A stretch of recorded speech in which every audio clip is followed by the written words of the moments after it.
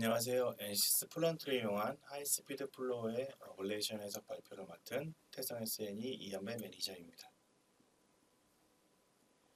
컨텐츠는 크게 하이스피드 플로우로 인한 어블레이션에 대한 내용과 NCS 플런트를 이용한 어블레이션 해석 방법에 대해 간단한 예시를 통해 알아보도록 하겠습니다. 먼저 하이스피드 플로우입니다. 어블레이션 현상이란 기화로 인해 물체 표면의 물질이 제거되는 현상입니다. 우주 공간의 태양 복사열도 중요하지만 지구를 둘러싸고 있는 대기를 빠른 속도로 이동하는 운동체의 경우도 대기와의 마찰열로 인해 매우 높은 온도가 발생하게 됩니다.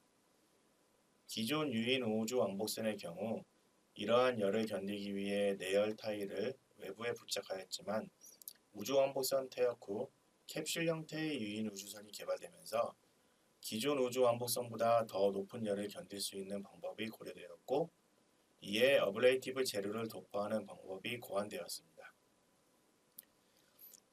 우주비행체와 로켓에서 이 상마현상은 매우 중요한 과정으로 외부뿐만 아니라 로켓 엔진과 같은 로켓 내부 영역에서도 매우 중요한 설계 요인 중 하나입니다. 앞서 말씀드린 것 같이 대기 속을 빠른 속도로 이동하게 되면 대기와의 마찰로 인해 높은 열이 발생하게 됩니다. 불의의 사고가 발생한 콜럼비아 우주왕복선의 내부에서 촬영된 사진을 보시면 창문 밖으로 대기권과 충돌로 인해 발생하는 화염을 볼 수 있습니다. 대기권 진입 최대 속도가 마하 23.5, 최대 온도가 약 1500도씨였다고 합니다. 하지만 우주왕복선을 대신할 지구 기환 캡슐의 경우 대기권 진입 속도가 최대 마하 36.2에 최대 온도가 1만 도씨까지 올라갔다고 합니다. 이에 기존과 같은 내열 타일을 부착하는 대신 어블레이티브 재료를 캡슐에 도포하여 해당 물질이 대기 마찰과 발생하는 열을 머금고 표면 반응으로 인해 벗겨지며 그로 인해 상당한 열이 제거되어 표면을 녹는 점 온도 이하로 유지하여 극도로 높은 열을 우주선 내부로 전달하지 못하도록 합니다.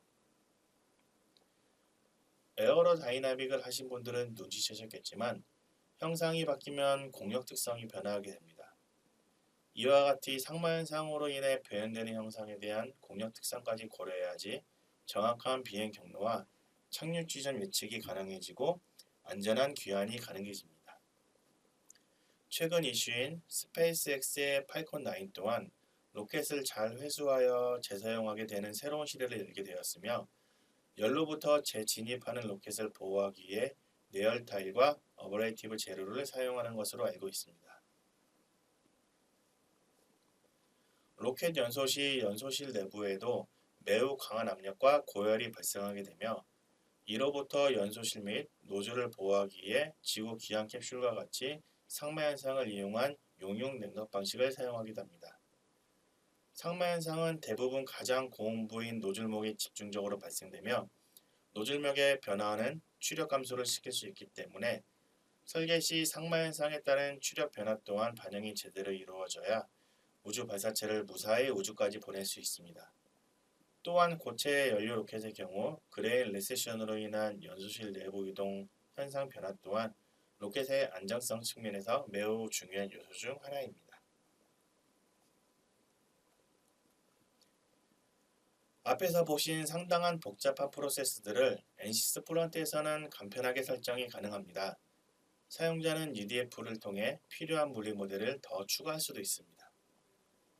또한 기본적으로 NCS 플런트에 탑재되어 있는 빌트인 모델을 통해서 손쉽게 접근 가능합니다.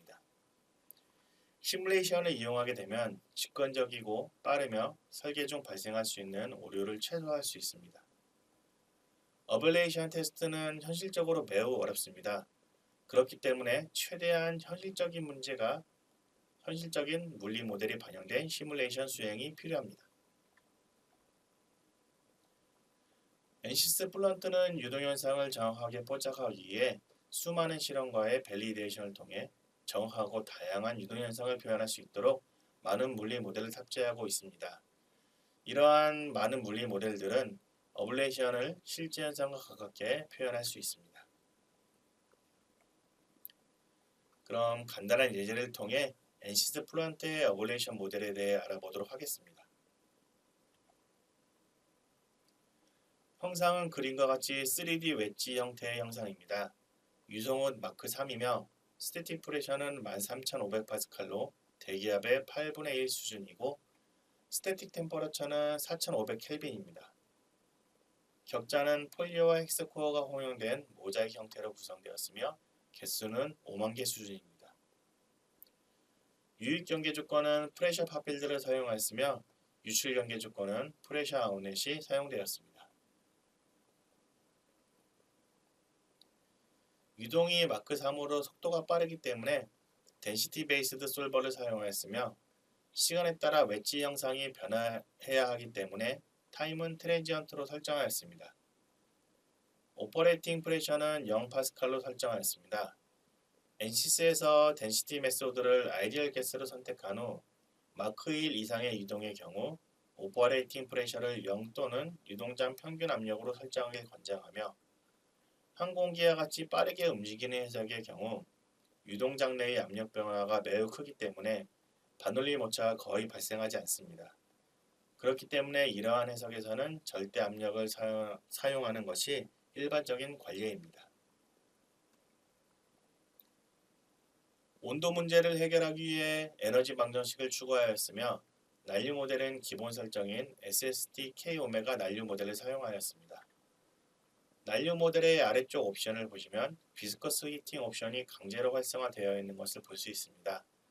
비스커스 히팅 옵션은 난류 점성으로 인한 열 에너지를 고려하기 위한 옵션으로 덴시티 베이스드 솔버를 선택하는 경우 이 옵션이 강제적으로 활성화되어 있습니다.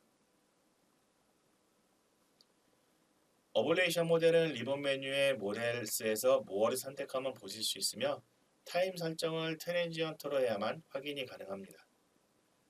NCS 플런트의 어블레이션 모델은 BS 모델로 경험식을 기반으로 간결하게 구성되어 있습니다. 여기서 P는 앱솔루트 프레셔를 의미하며 A와 N은 사용자 정의 파라미터입니다.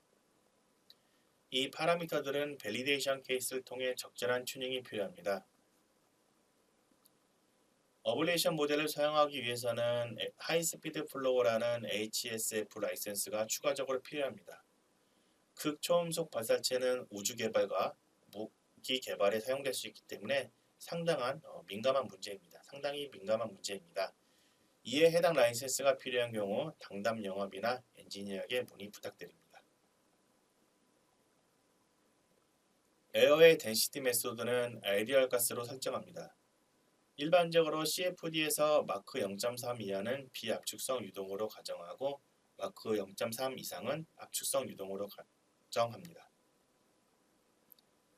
극초음속 유동의 경우 물체 주변의 해리 현상이나 서모다이나믹 너니클리브리엄 등 일반적이지 않은 현상들이 발생할 수 있기 때문에 NCS 플란트에서는 이러한 현상을 실제와 가깝게 묘사할 수 있도록 다양한 물리 모델들을 탑재하고 있습니다. 아이디얼 가스의 경우 일반적인 환경에서 실제 기체와 동일한 변화를 보이지만 온도가 매우 낮거나 압력이 매우 높아지는 경우 아이디얼 가스 법칙을 따르지 못합니다. 극초음속 우주 발사체의 경우 우주 환경이나 발사체 주변 유동, 로켓 노즐 내부 연소실에서 온도와 압력이 상당히 크거나 낮게 나타나기 때문에 경우에 따라 리얼 가스를 사용해야 더 정확한 결과를 예측하실 수 있습니다. 유익 경계 조건은 앞서 언급한 플로우 컨디션을 적용하였으며 터블런트 인텐시티는 0.1로 설정하였습니다. 유출 경계 조건에는 프리벤트 리버스 플로우를 적용하였습니다. 해석을 많이 해보신 분들은 유출 경계 조건에서 간혹 해석 초기에 백플로우가 발생하는 것을 보셨을 텐데 이 백플로우의 값이 유동 해석 도메인 내부 값 대비 터무니없는 값이 설정된 경우 해석이 안정적이지 않고 발생되는 경우가 있습니다. 본 어블레이션 해석의 경우 온도가 최소 4500켈빈에서 최대 12600